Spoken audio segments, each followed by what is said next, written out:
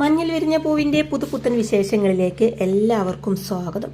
അങ്ങനെ സുജിയും പ്രതിഭയും രാധാമണിയും കൂടി ഒരു ഹോട്ടൽ റൂമിലേക്ക് വരികയാണ് കേട്ടോ. എന്നിട്ട് സുധ പറയുന്നുണ്ട്, ഇനിയിപ്പോൾ എന്താ ചെയ്യുക പ്രതിഭാമേ? കയറി താമസിക്കാൻ നോക്കി, അവരോട് സമ്മതിച്ചതുമില്ല. ഇനി നമ്മുടെ ഉള്ളിൽ ഇനി എന്താ വേണ്ടത്? തിരിച്ചടിക്കണം എന്നൊക്കെ പറയുമ്പോൾ പ്രതി പറയുന്നുണ്ട്, തിരിച്ചടിക്കണം, അത് ആലോചിക്കാനല്ലേ ഇവിടെ ഇങ്ങനെ ഒരു മുറിയെടുത്ത് കൂടിയിരിക്കുന്നതെന്ന് പറയുന്നുണ്ട്.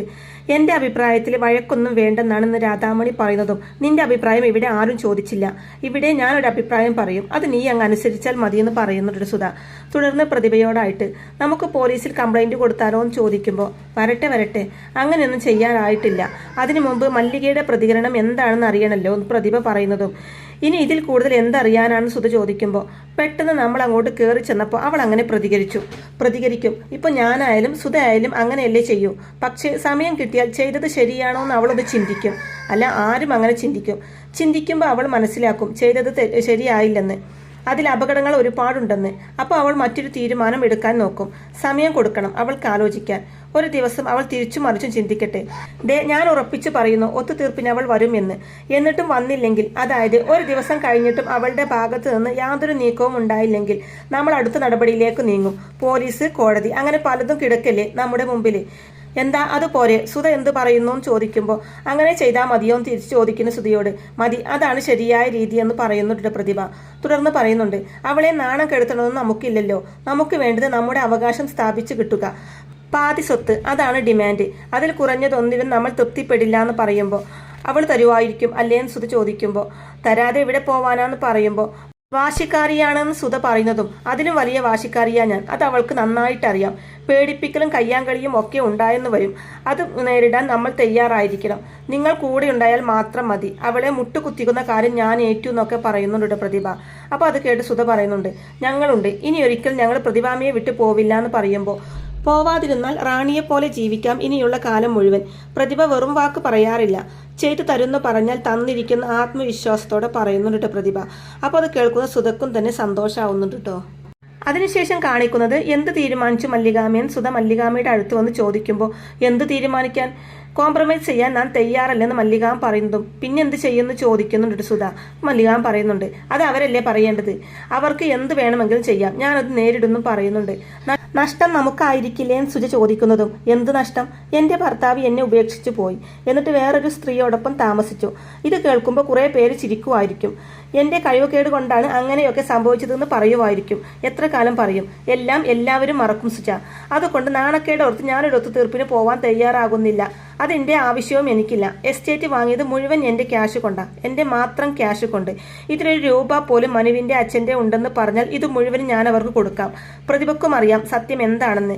അവളും ഈ പരിസരത്ത് തന്നെ ഉണ്ടായിരുന്നല്ലോ ഞാൻ ഈ എസ്റ്റേറ്റ് വാങ്ങുന്ന സമയത്ത്. ഇത് ഒരു തരം ബ്ലാക്ക് മെയിലിംഗാ. ഞാൻ അതിന് നിന്ന് കൊടുക്കാൻ ഉദ്ദേശിക്കുന്നുമില്ല എന്ന് പറയുന്നുണ്ട് മല്ലികാമ. പാതിയെ അവർ ചോദിക്കുന്നത് അല്ലേന്ന് സുജ ചോദിക്കുമ്പോൾ, പാതി പോയിട്ട് ഒരു നാഴി മണ്ണ് കൊടുക്കില്ല. വിശ്വാസവഞ്ചന കാണിച്ചവളാണ് സുധ. എൻ്റെ കയ്യിൽ നിന്ന് ക്യാഷും വാങ്ങിച്ചിട്ട് പോയി പ്രതിഭയെ കണ്ടതിലും ഇവിടെ വന്നതിലും ഒന്നും എനിക്കൊരു പരാതിയുമില്ല. അതിൻ്റെ പേരിൽ ഞാനൊന്നും കൊടുക്കില്ല, പേടിക്കാനും പോവില്ല. അതാ എൻ്റെ നിലപാട്. ആര് വിചാരിച്ചാലും അത് മാറ്റാനും പറ്റില്ല എന്ന് പറയുന്നുണ്ട് മല്ലികാമ. അപ്പോൾ അത് കേൾക്കുന്ന സുജ ചോദിക്കുന്നുണ്ട്, ഒന്നും നമ്മൾ വിട്ടുകൊടുക്കില്ല എന്ന് തീരുമാനിക്കുന്നു. അപ്പോൾ എന്തായിരിക്കും അവരുടെ അടുത്ത നടപടി എന്ന് ചോദിക്കുമ്പോൾ, ബഹളം വെക്കുക, നാട് മുഴുവൻ അത് പറഞ്ഞ് നാറ്റിക്കുക, കോടതിയിൽ പോവാം. ഇതിൽ ഏത് വഴി സ്വീകരിച്ചാലും എനിക്ക് പ്രശ്നമല്ല, ഞാനത് നേരിടുന്നു പറയുമ്പോൾ സുജ പറയുന്നുണ്ട്, കടുപ്പിച്ചൊരു തീരുമാനം എടുക്കാൻ വരട്ടെ. ഡിമാൻഡിന്റെ കാര്യത്തിൽ അവർ താഴേക്ക് വരുമെന്ന് ഞാനൊന്ന് നോക്കട്ടെ എന്ന് പറയുമ്പോൾ, നീ ഇറങ്ങാൻ പോവാണോ? വേണ്ട, അതുകൊണ്ടൊന്നും പ്രയോജനമൊന്നും ഉണ്ടാകില്ല എന്ന് പറയുമ്പോൾ, ഉണ്ടായില്ലായിരിക്കാം, എന്നാലും ഒന്ന് ശ്രമിക്കാം. എൻ്റെ മനസാക്ഷിക്ക് വേണ്ടിയെങ്കിലും അങ്ങനെ ചെയ്യണം മല്ലികാമേ. ഇതിൽ മല്ലികാമ എതിരൊന്നും പറയരുതെന്ന് പറയുമ്പോൾ മല്ലികാമ അതിന് സമ്മതിക്കുകയാണ് കേട്ടോ. അതിനുശേഷം കാണിക്കുന്നത്, പ്രതിഭാമ എവിടെ പോയതാ അമ്മയെന്ന് രാധാമണി സുധയോടായിട്ട് ചോദിക്കുമ്പോൾ, 1-2 സാധനങ്ങൾ വാങ്ങണമെന്ന് പറഞ്ഞു പോയതാ, അതോ ഇനി ആരെയെങ്കിലും കാണാനോ? ആർക്കറിയാമെന്ന് പറയുന്നുണ്ട് സുധ. അല്ല, ആ സുജേച്ചി വരുന്നുണ്ട് എന്ന് പറയുമ്പോൾ, ഓ, ഒത്തുതീർപ്പിനായിരിക്കും, വരാൻ പറ. പ്രതിഭാമ പറഞ്ഞത് ശരിയായി, ആ മല്ലികക്ക് വീണ്ടും വിചാരം ഉണ്ടായി എന്ന് പറയുന്നുണ്ട് കേട്ടോ സുധ. സുജ വരുമ്പോൾ ഞാനായിരിക്കും സംസാരിക്കുന്നത്, ഇടയ്ക്ക് കയറി അഭിപ്രായം പറഞ്ഞാലുണ്ടല്ലോ എന്ന് കൂടി പറയുന്നുണ്ട് സുധ. അപ്പോഴേക്കും സുജ അവിടേക്ക് എത്തുന്നുണ്ട് കേട്ടോ. മല്ലികാമ വന്നില്ലേ എന്ന് സുധ ചോദിക്കുമ്പോൾ, ഇല്ല, മല്ലികാമ അറിയാതെയാണ് ഞാൻ പോലും വന്നിരിക്കുന്നത് എന്ന് സുജ പറയുന്നതും, മല്ലിക അറിയാതെയോ? അതെന്തിനാ നീ അങ്ങനെ ചെയ്തതെന്ന് സുധ ചോദിക്കുന്നതും, സംസാരിക്കണമെന്ന് തോന്നിയെന്ന് സുജ പറയുമ്പോൾ, എനിക്ക് പറയാനുള്ളത് മുഴുവൻ ഞാൻ പറഞ്ഞു കഴിഞ്ഞില്ലേ, സ്വത്തിൻ്റെ നേർപകുതി കിട്ടണം, അതിലൊരു മാറ്റവും ഇല്ല എന്ന് പറയുന്നുണ്ട് സുധ. അത് കിട്ടുമെന്ന് തോന്നുന്നുണ്ടോ എന്ന് ചോദിക്കുന്നു സുജയോട്. എന്തുകൊണ്ട് കിട്ടില്ല? ഇവളുടെ അച്ഛനും കൂടെ അവകാശപ്പെട്ടതാ ഒറ്റയ്ക്ക് ആ മല്ലിക അനുഭവിക്കുന്നത് സുധ പറയുമ്പോൾ. അല്ലെന്നാ മല്ലികാമ പറയുന്നതും സുജ പറയുന്നതും. അയ്യേ, അവരങ്ങനെയല്ലേ പറയൂ എന്ന് പറയുന്നുണ്ട് സുധ. അപ്പോൾ സുജ പറയുന്നുണ്ട്, ഞാനിപ്പോൾ വന്നത് വഴക്കിടാനോ തർക്കിക്കാനോ ഒന്നുമല്ല.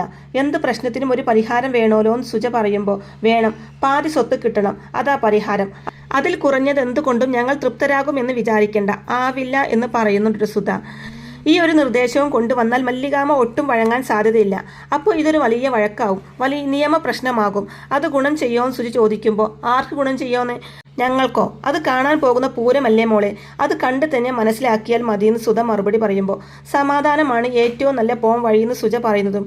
അയ്യോ, നിന്റെ പറച്ചിൽ കേട്ടാൽ തോന്നും ഞങ്ങൾ ആ പ്രശ്നങ്ങൾ മുഴുവൻ ഉണ്ടാക്കുന്നത് എന്ന്. എൻ്റെ കൊച്ചെ, ഞങ്ങൾക്ക് തരാനുള്ളത് ഒന്ന് തരാൻ പറ ആ മല്ലികയോട്, ഞങ്ങൾ അങ്ങ് പൊയ്ക്കോളാം. രണ്ടും കൽപ്പിച്ച ഇപ്പം ഞങ്ങൾ വന്നിരിക്കുന്നത്. അത് നിന്റെ മല്ലികയോട് പോയി പറഞ്ഞേക്ക്. സ്വത്തല്ലാതെ വേറെ ഒരു ഒത്തുതീർപ്പിനും ഞങ്ങൾ തയ്യാറല്ല, അത് നടക്കുകയുമില്ല.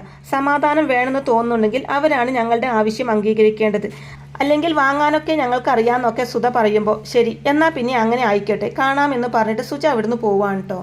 അങ്ങനെ സുജ അവിടുന്ന് പോയതിനു ശേഷം സുധ രാധാമണിയോടായിട്ട് പറയുന്നുണ്ട്, നമ്മുടെ മനസ്സറിയാൻ മല്ലിക പറഞ്ഞു വിട്ടതാ, അതാ ഞാൻ കടുപ്പിച്ച് പറഞ്ഞതെന്ന് പറയുന്നുണ്ട് സുധ. അതിനുശേഷം കാണിക്കുന്നത് മല്ലികാമ വക്കീലിനെ കാണാനായിട്ട് വരികയാണ് കേട്ടോ. അപ്പോൾ അദ്ദേഹം പറയുന്നുണ്ട്, അഡ്വക്കേറ്റ് രാമസ്വാമി അയ്യർ എല്ലാം വിളിച്ച് പറഞ്ഞിരുന്നു എന്ന് പറയുമ്പോൾ, എൻ്റെ ഫാമിലി അഡ്വക്കേറ്റാ പുള്ളി, ഇപ്പോൾ ഡൽഹിയിൽ പോയിരിക്കുക എന്ന് പറയുന്നുണ്ട് കേട്ടോ മല്ലികാമ. തുടർന്ന് വക്കീല് പറയുന്നുണ്ട്, അപ്പോൾ വിഷയം സ്വന്തം ഭർത്താവിൻ്റെ ഭാര്യയാണെന്നും പറഞ്ഞ് മറ്റൊരു സ്ത്രീ വന്നിരിക്കുന്നു, അവർക്കൊരു മകളുമുണ്ട്, സ്വത്താണ് അവരുടെ ലക്ഷ്യം എന്നൊക്കെ പറയുമ്പോൾ, അത് സ്വാഭാവികമല്ലേ എന്ന് പറയുന്നുണ്ട് കേട്ടോ മല്ലികാമ. മല്ലികയും ഭർത്താവും തമ്മിൽ നിയമപരമായി ഈ വിവാഹബന്ധം ഏർപ്പെടുത്തിയിരുന്നോ എന്ന് ചോദിക്കുമ്പോൾ, ഇല്ല, ഒരപകടത്തിൽ മരിച്ചു എന്നാണ് ഞങ്ങൾ എല്ലാവരും കരുതിയിരുന്നത്, അങ്ങനെ എല്ലായിരുന്നു എന്ന് ഇപ്പോഴാണ് മനസ്സിലായതെന്ന് പറയുന്നുണ്ട് മല്ലികാമ. അപ്പോൾ വക്കീല് പറയുന്നുണ്ട്, നമ്മുടെ നിയമം അനുസരിച്ച് ഒരു വിവാഹം നിലനിൽക്കെ മറ്റൊരു വിവാഹം കഴിച്ചാൽ ഈ രണ്ടാമത്തെ വിവാഹത്തിന് നിയമസാധ്യത ഒരിക്കലും ഉണ്ടാകില്ല. ദാറ്റ് മീൻസ് ഇല്ലീഗലായ ഒരു ബന്ധമായിട്ട് കണക്കാക്കും. അങ്ങനെ വരുമ്പോൾ ഇപ്പോൾ അവകാശം ചോദിച്ച് കയറി വരുന്ന ആ സ്ത്രീക്ക് നിയമത്തിന്റെ മുമ്പിൽ അത്ര വലിയ പരിരക്ഷയൊന്നും കിട്ടില്ലെന്നേ. പിന്നെ കിട്ടും. എപ്പോഴാണെന്നറിയോ? നിങ്ങളുടെ കൈവശം ഇരിക്കുന്ന സ്വത്ത് നിങ്ങളുടെ ഭർത്താവിൻ്റെ ആണെന്ന് വന്നാൽ. അങ്ങനെയുള്ള സ്വത്താണോ അതെന്ന് അദ്ദേഹം ചോദിക്കുന്നതും, ഏയ് അല്ല, ഇത് എൻ്റെ മാത്രം സ്വത്താ, എസ്റ്റേറ്റ് വാങ്ങാൻ ഉപയോഗിച്ചത് എൻ്റെ മാത്രം പണമാണെന്ന് മല്ലികാം പറയുന്നതും, അപ്പോൾ പിന്നെ പ്രശ്നമില്ല, നിയമപരമായിട്ട് തന്നെ നമുക്ക് ആ പ്രശ്നം ഡീൽ ചെയ്യാമെന്ന്. ഇനി കോടതി പോയാലും അവർക്ക് സ്വത്തിനൊരു അവകാശവും സ്ഥാപിച്ച് കിട്ടില്ല എന്ന് പറയുന്നുണ്ട് വക്കീല്. എനിക്ക് അവരെ ഉപദ്രവിക്കണം ഒന്നൊന്നുമില്ല, 10 ലക്ഷം രൂപ ഞാൻ അവർക്ക് കൊടുത്തതുമാണെന്ന് മല്ലികാം പറയുന്നതും, എന്തിനാ അങ്ങനെ ചെയ്തതെന്ന് വക്കീൽ ചോദിക്കുമ്പോൾ, അല്ല, ബുദ്ധിമുട്ടുള്ളവരാ, അതുകൊണ്ട് സഹായിച്ചതാണെന്ന് പറയുന്നതും, അതവരെ തെറ്റിദ്ധരിച്ചു കാണും, പേടിച്ചിട്ട് ചെയ്തതാണെന്ന് കരുതി കാണും. ഇന്നത്തെ കാലത്ത് നോക്കിയും കണ്ടും വേണം ആരെയെങ്കിലും സഹായിക്കാൻ, അല്ലെങ്കിൽ അത് നമുക്ക് തന്നെ അവസാനം പാറിയായിട്ട് വരും, പ്രത്യേകിച്ച് ഇതുപോലുള്ള കേസുകളിൽ എന്നൊക്കെ പറഞ്ഞു കൊടുക്കുന്നുണ്ട് വക്കീല്. അപ്പം മല്ലികാമ പറയുന്നുണ്ട്, ഓരോ ദിവസവും ഓരോ പുതിയ പാഠങ്ങൾ പഠിച്ചുകൊണ്ടിരിക്കല്ലേ വക്കീല്, സോറി, ഇതും അതിൻ്റെ ഒരു ഭാഗമായിട്ട് കൂട്ടിക്കോളാമെന്ന് പറയുന്നുണ്ട് കേട്ടോ.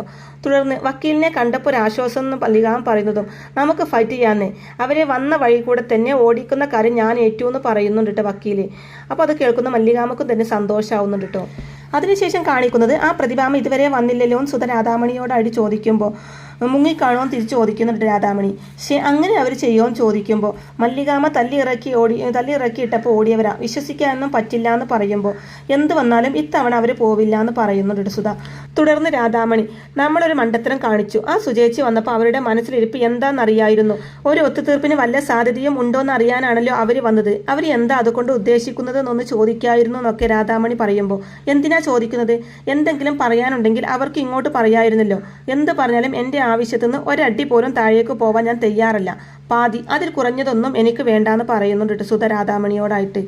എൻ്റെ അമ്മ വിചാരിക്കുന്നത് പോലെ അത്ര എളുപ്പമല്ല അതൊക്കെയെന്ന് രാധാമണി പറയുന്നതും, എടി അതൊക്കെ നിനക്ക് തോന്നുന്നതല്ലേ, അല്ലെങ്കിലും നീ ഒരു പേടിത്തൊണ്ടിയ, ചങ്കൂറ്റമില്ല, അതാ നിന്റെ ഏറ്റവും വലിയ പ്രശ്നം എന്നൊക്കെ സുധ പറയുന്നതും, അമ്മയ്ക്കാണെങ്കിൽ ചങ്കൂറ്റം കൂടിയും പോയി എന്ന് പറയുന്നു രാധാമണിയോട്. അതിന് ഇതുവരെ നിനക്കൊരു കുഴപ്പവും ഉണ്ടായിട്ടില്ലല്ലോ, അച്ഛൻ്റെ അവസ്ഥ എന്തായിരുന്നു എന്ന് വല്ല ഓർമ്മയും ഉണ്ടായിരുന്നോ? കടക്കാരെ അച്ഛന് പകരം മകളെ കണ്ണു വെക്കാതിരുന്നത് ഈ അമ്മ ഉണ്ടായിരുന്നത് കൊണ്ടാണ്, എനിക്ക് ചങ്കൂറ്റം ഉണ്ടായത് കൊണ്ട്. എന്നെ നീ ഓരോന്ന് പറഞ്ഞ് നിരുത്സാഹപ്പെടുത്താൻ നോക്കല്ലേ, ഞാൻ ഇതിൽ നിന്ന് പിന്മാറാൻ തയ്യാറല്ല എന്ന് പറയുന്നുണ്ട് സുധ. പിന്മാറണമെന്ന് ഞാൻ പറഞ്ഞോ? ഒരു ഒത്തുതീർപ്പിലെത്തിക്കൂടെ എന്ന് രാധാമണി പറയുമ്പോൾ, എടി, സ്വത്തിൻ്റെ കാര്യത്തിൽ ഒരു ഒത്തുതീർപ്പിനും ഞാനില്ല, ഇതൊരു സുവർണാവസരമാണ്, കിട്ടാനുള്ളത് ഇപ്പം മേടിച്ചു കൊണ്ട് പോയിക്കൊള്ളണം, ഇനി ഇങ്ങനെയൊരു ചാൻസ് ഒന്നും കിട്ടില്ല എന്ന് സുധ പറയുന്നതും, അമ്മയ്ക്ക് ആർത്തിയാണെന്ന് പറയുന്ന രാധാമണിയോട്, അതെ, ആർത്തി, നിന്നെ പോലൊരു മോളുള്ളത് കൊണ്ടാ ഈ ആർത്തി, എന്നെ നന്നാക്കാൻ നോക്കല്ലേ, ഞാൻ ഇങ്ങനെയൊക്കെ തന്നെയാ. ഒരു വിട്ടുവീഴ്ചയെ നീ എന്നിൽ നിന്ന് പ്രതീക്ഷിക്കേണ്ട. നിന്ന് തരുകയും ഇല്ലാന്ന് തീർത്ത് പറയുന്നുണ്ട് കേട്ടോ. തുടർന്ന് പറയുന്നുണ്ട്, ഇന്നല്ലെങ്കിൽ നാളെ നിനക്കൊരു നല്ല ജീവിതം ഉണ്ടാവും. അപ്പോൾ ഈ അമ്മയുടെ വില എന്താണെന്ന് നീ മനസ്സിലാക്കുമെന്ന് പറഞ്ഞിട്ട് സുധ അവിടുന്ന് എഴുന്നേറ്റ് പോവാണ് ചെയ്യുന്നത്. പിന്നീട് മല്ലികാമ്മ തന്റെ കല്യാണ ഫോട്ടോ ഇങ്ങനെ നോക്കിക്കൊണ്ടിരിക്കുകയായിരിക്കും കേട്ടോ. അപ്പോൾ അതേസമയം സുജ വന്നിട്ട് കുടിക്കാൻ ചായയോ കാപ്പിയോ എന്തെങ്കിലും വേണോ എന്ന് ചോദിക്കുമ്പോൾ വേണ്ട, നീ ഇവിടെ ഇരിക്കുമെന്ന് പറഞ്ഞിട്ട് ആ ഫോട്ടോ സുജയെ കാണിക്കാൻ കേട്ടോ. എൻ്റെ കല്യാണ ഫോട്ടോയാ, നഷ്ടപ്പെട്ടു എന്ന് വിചാരിച്ചതാ, അത് ഈ അലമാരയിൽ ഇരിപ്പുണ്ടായിരുന്നു എന്ന് മല്ലികാമ്മ പറയുമ്പോൾ ഇതിപ്പോൾ എന്തിനാന്ന് ചോദിക്കുന്നുണ്ട് സുജ. എന്തെങ്കിലും ആവശ്യം വന്നാൽ ഉപയോഗിക്കണമല്ലോ. ഈ കേസ് കോടതിയിൽ എത്തിയാൽ എൻ്റെ ഭാഗം തെളിയിക്കാൻ ഇതൊക്കെ അത്യാവശ്യം. തെളിവിനെ ഇതെല്ലാം ഹാജരാക്കേണ്ടി വരുമെന്ന് പറയുന്നുണ്ട് മല്ലികാമ്മ. നമുക്ക് കേസിനെ കുറിച്ചൊക്കെ ചിന്തിക്കണോ? അതിനു മുമ്പേ തീർക്കുന്നതല്ലേ നല്ലതെന്നൊക്കെ സുജ ചോദിക്കുന്നതും. നീ ഇപ്പോൾ പറയുന്നത് കേട്ടാൽ തോന്നും ഈ പ്രശ്നങ്ങൾ മുഴുവനും ഉണ്ടാക്കുന്നത് ഞാൻ ഒരുത്തിയാണെന്ന്. അതെ, സമാധാനം തന്നെയാണ് ഞാനും ആഗ്രഹിക്കുന്നത്. പക്ഷേ അതുണ്ടാക്കാനുള്ള ബാധ്യത എൻ്റെ മാത്രമല്ല, അവരും കൂടി ചിന്തിക്കണമെന്ന് പറയുന്നുണ്ട് മല്ലികാമ്മ. പാതി സ്വത്ത് അതാ അവർ ചോദിക്കുന്നതും സുധ പറയുന്നതും. പാതി അവകാശവും, അവർക്കൊരു അവകാശവും ഈ ഭൂമിയിലില്ല. പിന്നെ ഞാൻ എന്തിനാ അവർക്ക് സ്വത്ത് കൊടുക്കുന്നത് എന്ന് മല്ലികാമ്മ ചോദിക്കുമ്പോൾ പ്രതിഭാമ അവരെ വിശ്വസിപ്പിച്ചിരിക്കുന്നത് വേറെ ചിലതാ. അതാ പ്രശ്നം എന്ന് സുജ പറയുന്നതും. മനുവിൻ്റെ അച്ഛൻ്റെ ക്യാഷ് കൊണ്ടാണ് ഈ എസ്റ്റേറ്റ് വാങ്ങിയത് എന്ന് ഇതല്ലേ അവരോട് പറഞ്ഞേക്കുന്നതെന്ന് ചോദിക്കുമ്പോൾ അതേന്ന് പറയുന്നുണ്ട് സുജ. സാമാന്യ ബുദ്ധി വെച്ച് ചിന്തിച്ചാൽ പോലും അങ്ങനെയല്ല എന്നുള്ളത് അവർക്ക് മനസ്സിലാവും. പിന്നെ എന്തുകൊണ്ടാണ് അവരങ്ങനെ ചിന്തിക്കാത്തത്? ഈ ഉറങ്ങുന്നവരെ നമുക്ക് ഉണർത്താൻ പറ്റും സുജ, ഉറക്കം നടിച്ചു കിടക്കുന്നവരെ ഉണർത്താൻ വലിയ പാടാ. സുധ ആൻഡ് പ്രതിഭ രണ്ടുപേരും ഉറക്കം നടിച്ചു കിടക്കുന്നവരാണെന്നൊക്കെ പറഞ്ഞു കൊടുക്കുന്നുണ്ട് മല്ലികാമ്മ. അപ്പോൾ സുജ, ഞാനൊരു വഴി പറയട്ടെ, മല്ലികാമ്മ അനുസരിക്കുമോ എന്ന് ചോദിക്കുമ്പോൾ എനിക്കും കൂടെ ബോധ്യപ്പെടുന്നതാണെങ്കിൽ ഞാൻ അനുസരിക്കുമെന്ന് മല്ലികാമ്മ പറയുന്നതും. അവർക്ക് സ്വത്ത് വേണമെന്ന് അവർ പറഞ്ഞു കഴിഞ്ഞു, നമ്മളത് കേട്ടു. ഇനി നമ്മുടെ ഊഴല്ലേ, എന്തെങ്കിലും കൊടുത്ത് ഒഴിവാക്കുന്നതല്ലേ നല്ലത്. നമുക്ക് എത്ര കൊടുക്കാൻ പറ്റും? മല്ലികാമ്മ അത് പറഞ്ഞാൽ ഞാൻ അവരോട് സംസാരിക്കാമെന്ന് സുജ പറയുന്നതും. നീ എന്ന് തുടങ്ങി ഈ ബ്രോക്കർ പണിയും ചോദിക്കുന്നുണ്ട് മല്ലികാമ്മ. പ്രശ്നങ്ങൾ ഇല്ലാതിരിക്കാനാണ് സുജ പറയുന്നതും. ശരി, നിങ്ങളുടെയൊക്കെ ആഗ്രഹം അതാണെങ്കിൽ ഒരു ഒത്തുതീർപ്പ് ഞാൻ തയ്യാറാ. എത്ര കൊടുക്കാൻ പറ്റും എന്നല്ലേ നീ ചോദിക്കുന്നത്? സുജ, അവർക്ക് അതിനുള്ള അർഹതയൊന്നും ഉണ്ടായിട്ടൊന്നുമല്ല. എങ്കിലും ഞാനൊരു തുക പറയാം. പേശയില്ല, അതിനവർക്ക് സമ്മതമാണെങ്കിൽ ഇന്ന് തന്നെ ക്യാഷ് കൊടുക്കാമെന്ന് മല്ലികാമ്മ പറയുന്നതും. എത്ര ക്യാഷ് കൊടുക്കാൻ ചോദിക്കുന്നുണ്ട് സുജ. അപ്പം മല്ലികാമ്മ പറയുന്നുണ്ട് 10 ലക്ഷം. അതൊരു വലിയ തുകയാണെന്ന് നിനക്കറിയാലോ. സമ്മതമാണെങ്കിൽ വിവരം അറിയിക്കാൻ പറയാമെന്ന് മല്ലികാമ്മ പറയുമ്പോൾ 10 ലക്ഷം മോശമല്ലാത്ത തുക തന്നെയാണ്. ഞാൻ അവരോട് സംസാരിക്കാം, എന്ത് വേണമെന്ന് അവർ തീരുമാനിക്കട്ടെ. ക്യാഷിന് അത്യാവശ്യമായിട്ട് നിൽക്കുന്ന സമയം ഇത്, അതുകൊണ്ട് അവർ സമ്മതിക്കാനാണ് സാധ്യത എന്ന് പറഞ്ഞിട്ട് സുജ അവിടുന്ന് പോവാണ് കേട്ടോ. അതിനുശേഷം സുജ നേരെ പ്രതിഭയുടെയും സുധേക്കയുടെയും അടുത്തേക്ക് പോവാണ് കേട്ടോ. എന്നിട്ട് പറയുന്നുണ്ട്, ഞാൻ മല്ലികാമ്മയോട് സംസാരിച്ചു, ഒരു തുക തരാമെന്ന് മല്ലികാമ്മ പറഞ്ഞിട്ടുണ്ട് എന്ന് സുജ പറയുന്നതും. എത്രയാണെന്ന് രാധാമണി ആകാംക്ഷയോടെ ചോദിക്കുന്നതും. അതെ, എത്രയാണെന്ന് ഞങ്ങൾക്കറിയണ്ട, ഞാനൊരു തുക പറയാം. അതിനടുത്ത് വരുന്നതാണെങ്കിൽ മാത്രം നമുക്ക് ഈ സംസാരം മുന്നോട്ട് കൊണ്ടുപോവാം. 3 കോടി. അത് തരാൻ പറ്റുമോ നിന്റെ മല്ലികാമ്മയ്ക്ക് എന്ന് പ്രതിഭ പറയുമ്പോൾ ഒരു ഞെട്ടലോടെ ഇങ്ങനെ സുജ നോക്കുന്നതും. പറ്റില്ല അല്ലേ, എന്നാൽ ഇറങ്ങിപ്പോടി, എന്താ ചെയ്യേണ്ടതെന്ന് ഞങ്ങൾക്കറിയാമെന്ന് പറഞ്ഞ് പൊട്ടിത്തെറിക്കേണ്ട പ്രതിഭ. വഴക്ക് വേണോന്ന് സുജ ചോദിക്കുമ്പോൾ ഈ ചോദ്യം പോയി നിന്റെ മല്ലികാമ്മയോട് ചോദിക്കേ. ന്യായമായ ആവശ്യമായിരുന്നു സ്വത്തിന്റെ പകുതി, അതിൽ ഞങ്ങൾ താഴോട്ട് ഇറങ്ങത്തില്ല. 3 കോടി നിന്റെ മല്ലികാമ്മയ്ക്കൊരു തുകയാണോ? അതിങ്ങ് തരാൻ പറ, അതും വാങ്ങി ഞങ്ങളങ്ങ് മിണ്ടാതെ പോയിക്കോളാന്ന് പ്രതിഭ പറയുമ്പോൾ നടക്കുന്നു തോന്നുന്നില്ല പ്രതിഭാമേ. നിങ്ങളുടെ ആവശ്യം ന്യായമായത് കൊണ്ടൊന്നുമല്ല, ഒരു നാണക്കേട് ഒഴിവായി പോവുകയാണെങ്കിൽ പോട്ടേന്ന് വിചാരിച്ച ഒരു തുക തരാമെന്ന് കരുതിയത്. നിങ്ങൾ ആവശ്യപ്പെട്ട തുകയും മല്ലികാമ്മ തരാമെന്നേറ്റ തുകയും തമ്മിൽ ഒരുപാട് അന്തരമുണ്ട്. അതൊരു പോയിന്റിൽ വന്ന് നിന്നാലേ ഒരു ഒത്തുതീർപ്പിലെത്തൂ. അത് നടക്കുന്നു തോന്നുന്നില്ല എന്ന് പറയുന്നുണ്ട് സുജ. അപ്പോൾ അത് കേട്ട് പ്രതിഭ പറയുന്നുണ്ട്, വേണ്ട, നടക്കണ്ട, അല്ലെങ്കിൽ ഞങ്ങൾക്ക് കോംപ്രമൈസ് വേണമെന്നില്ല, ഞങ്ങൾക്കറിയാം എന്താ വേണ്ടതെന്ന് പ്രതിഭ പറയുന്നതും. എടുത്തുചാട്ടം ഒന്നിനും ഒരു പരിഹാരമെല്ലാം സുജ പറയുമ്പോൾ അതെ, ഞങ്ങളെ ഗുണദോഷിക്കാനൊന്നും നീ ആയിട്ടില്ല, ആവുമ്പോൾ അറിയിക്കാം, അപ്പോൾ വന്നാൽ മതിയെന്ന് പറയുന്നുണ്ട് പ്രതിഭ സുജയോടായിട്ട്. തുടർന്ന് സുധ പറയുന്നുണ്ട്, പാർട്ടി കിട്ടണം എന്നുള്ളത് ഞങ്ങളുടെ ന്യായമായ ആവശ്യമാണ്. അതിൽ കുറഞ്ഞ ഒരു ഒത്തുതീർപ്പിനും തയ്യാറാകണ്ട എന്നാണ് എൻ്റെ നിലപാട്. പിന്നെ ഇപ്പോൾ താഴേക്ക് വന്നത് അത് പ്രതിഭാമ നിർബന്ധിച്ചിട്ടാ. അതിനും താഴേക്ക് പോവാൻ ഞങ്ങൾ പിച്ചക്കാരല്ലെന്ന് പറഞ്ഞേക്ക് നിന്റെ മല്ലികാമ്മയോട്. 3 കോടി, അതിലൊരു രൂപ പോലും കുറയില്ല. സമ്മതമാണെങ്കിൽ പറയാൻ പറ, അല്ലെങ്കിൽ ഞങ്ങളെ രീതിയിൽ വാങ്ങിച്ചെടുത്തോളാന്ന് സുധ പറയുമ്പോൾ ശരി, ഞാനത് പോയി പറയാമെന്ന് പറഞ്ഞിട്ട് സുജ തിരിഞ്ഞു നടക്കുന്നതും. സുജയെ തിരിച്ചു വിളിച്ചിട്ട് പ്രതിഭ പറയുന്നുണ്ട്, എന്തെങ്കിലും പറയാനുണ്ടെങ്കിൽ അവൾ എന്തിനാ നിന്നെ അയക്കുന്നത്? അവൾക്ക് തന്നെ നേരിട്ട് വന്നൂടെ എന്നൊക്കെ പ്രതിഭ പറയുന്നതും. ഇവിടെ നിങ്ങളുടെ മുമ്പിൽ വരാനോ? ഇത്രയും കാലമായിട്ട് മല്ലികാമ്മയെ കുറിച്ച് ഒന്നും അറിയില്ല എന്ന് പറയുന്നത് കഷ്ടാണ് പ്രതിഭാമയെന്ന് പറഞ്ഞിട്ട് സുജ അവിടുന്ന് പോവാണ് കേട്ടോ. അങ്ങനെ സുജ അവിടുന്ന് പോയതിനു ശേഷം പിന്നെ ഒരു മല്ലികാമ്മ തയ്യൽക്കാരിയായിരുന്നു പണ്ട്, ഇപ്പോഴല്ലേ എസ്റ്റേറ്റും പത്രാസും ഒക്കെ വന്നത്. ഞാൻ അറിയാത്ത ആളൊന്നും അല്ലല്ലോ മല്ലിക എന്ന് വീമ്പ് പറയുന്ന പ്രതിഭയെയും കാണിച്ചിട്ടാണ് കേട്ടോ ഇന്നത്തെ ഈ ഒരു എപ്പിസോഡ് അവസാനിക്കുന്നത്. അങ്ങനെ മഞ്ഞിൽ വിരിഞ്ഞ പൂവിൻ്റെ വളരെ ത്രില്ലിംഗ് ആയിട്ടുള്ള നല്ല അടിപൊളി എപ്പിസോഡുകളൊക്കെയാണ് ഇനി വരാനിരിക്കുന്നത്. അപ്പോൾ ഈ റിവ്യൂ ഇഷ്ടമായിട്ടുണ്ടെങ്കിൽ വീഡിയോ ലൈക്ക് ചെയ്യാനും ചാനൽ കൂടി ഒന്ന് സബ്സ്ക്രൈബ് ചെയ്ത് സപ്പോർട്ട് ചെയ്യാനും മറക്കല്ലേ ഫ്രണ്ട്സ്. താങ്ക്